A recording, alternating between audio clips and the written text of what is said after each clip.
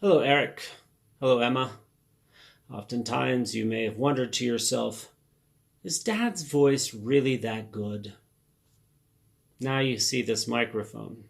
It's got a little dent on it because I dropped it the other day. See the dent? You see this microphone and you think, that's what it is. But the truth is, this is just for show. It's just a look because it's not even plugged in. So the truth is, yes, my voice really is that good. Hello, children. Eric, Emma. I know what you're thinking. I know what you're thinking. How does Dad make the perfect Reuben sandwich? Well, strap in, children, because you're about to learn a really important life lesson. Grab your pen and paper and take notes. Now, before we get on to ingredients, you'll have to pardon little bits of my kitchen that may seem disheveled. Look at all that. Because I'm moving soon, and so I'm emptying out all the cabinetry and everything. But here are the ingredients for the Reuben sandwich. The spicy Reuben. Now this is kind of an old man sandwich, which you probably won't really appreciate until you get north of 20. We have Swiss cheese. We have this meat. It's not any meat. It's a special meat. It's called corned beef. We have rye bread, which is grown-up people bread. Kids probably don't like rye. I got a little bit of minced garlic. Now sometimes I get pepper, like a hot pepper, a serrano or something like that, and chop it up. But in lieu of that, because I don't have that, I'm going to add sriracha to the Thousand Island dressing. And then this is also by itself can be nasty. It's called sauerkraut. Sauerkraut, and that's part of the recipe. All right, step one, you're going to chop. I kind of got to hold the camera, but you chop this up this way, all the way down, then you turn the knife and you chop it up this way all the way down until you have basically what I like to call a puddle of meat. Alright, to a hot skillet. The skillet made a little bit of ham in it earlier, so the drippings will actually add to the flavor, but you don't have to do that. We're going to add our meat. Now, this is where the magic happens. I'm going to add sauerkraut, a little bit of the juice on the meat, and then some sauerkraut right there. That's probably enough. I can leave enough for another sandwich down the road. So you can see the meat and the sauerkraut. Now this is a special Reuben spatula right here. It doesn't have that cumbersome handle on it that gets in so many people's way. You can get this on Amazon. Just follow my link. You just want to chop it up and kind of mix the sauerkraut into the meat. And while this is going in the toaster behind me, the Reuben, or the bread rather, the bread is toasting. You want toasted bread, very important. You just want to do this and let that reduce down, let the juice get out of that for just a little bit, and we'll come back. Okay, we're going to add a little bit of garlic right there. And you don't want to add the garlic first because garlic burns quite easily. And so you want to add garlic a little bit later in the process. If you add garlic or an onion, you want to add the garlic, the onion first, let it get translucent, then you want to add the garlic. But garlic usually adds later in the cooking process in a skillet. If you're in a pot with water, it really doesn't matter that much. But if you're in a skillet, wait a little bit to add the garlic. Alright, very important. Once you think it's done cooking, I'd say probably no more than 2 minutes, then you're going to add the Swiss cheese right on the top, just like that. You're going to turn the burner off and just let it sit there. In just a second we'll take it off the burner. Alright, you can see it right there. It's all melted down. I actually took it off the burner. The bread's done. Let's put you right there. And so the first thing we're going to do Let's put Thousand Island dressing right there.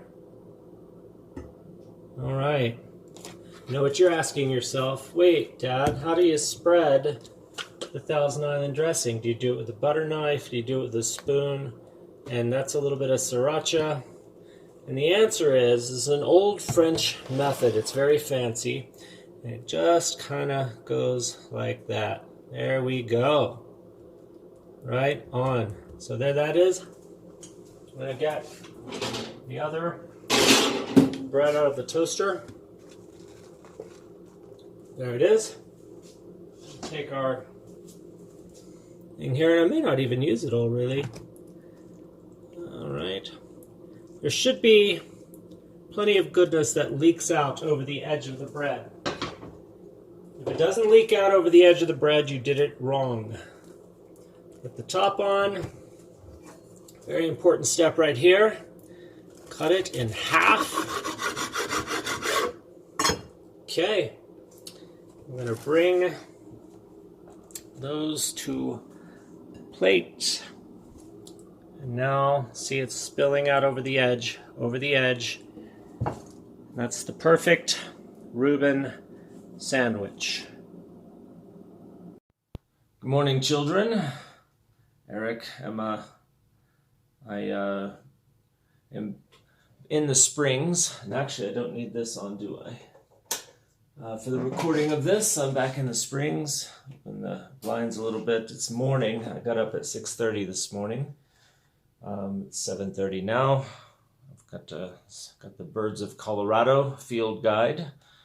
Picked that up bookmongering. And then I was going to show you this, and I thought it would be nice to take you outside and let you look off of the deck.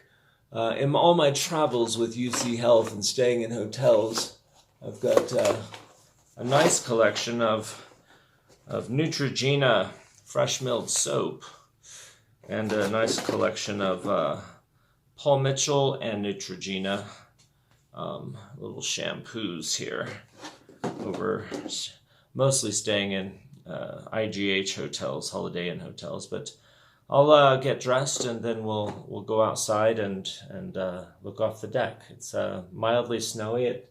It was freezy last night, so but the snow's melted a little bit, but we'll go take a look. That's better.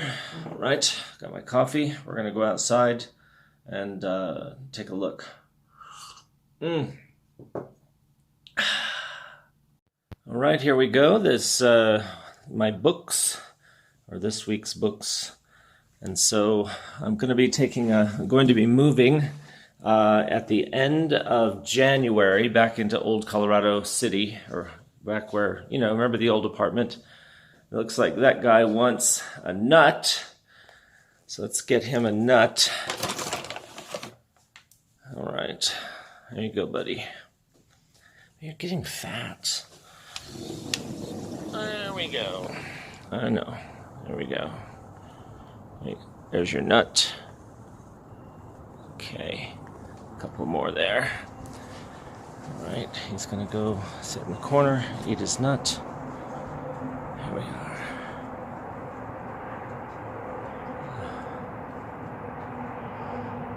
I will miss this view, but it'll be replaced with an equally nice view, but different. You can kind of see. It's icy. There's the squirrel right there.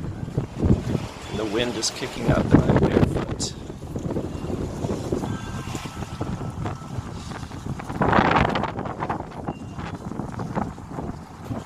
It's chilly. Might get some weather today. That's what they say in Oklahoma. Might get some weather. As if the weather doesn't happen every day. Well, there you are. There's the view this morning. That's pretty much the end of this week's video. Before I leave you, I'm going to offer you a travel tip. Should you ever go traveling across the world, going into different countries, I have in here, in my Cohiba box, let's put a little more light in here. Maybe I do need to turn on a lamp. But anyway, I have different currencies I'm going to show you, and I'm going to tell you why this is a travel tip. So this is some money from, let's turn on a light. Where is this from? Kunas. This is Croatian kunas. And so you can see that. It says kuna. That's a $20 or 20 kuna note. They say kuna and not dollars. There's a guy right there with a mustache. And so if you go to Croatia, you can spend this. And I forget the conversion ratio. And then I've got another pile of this guy with his mouth gaping open. These are Colombian pesos. This is 20 million pesos.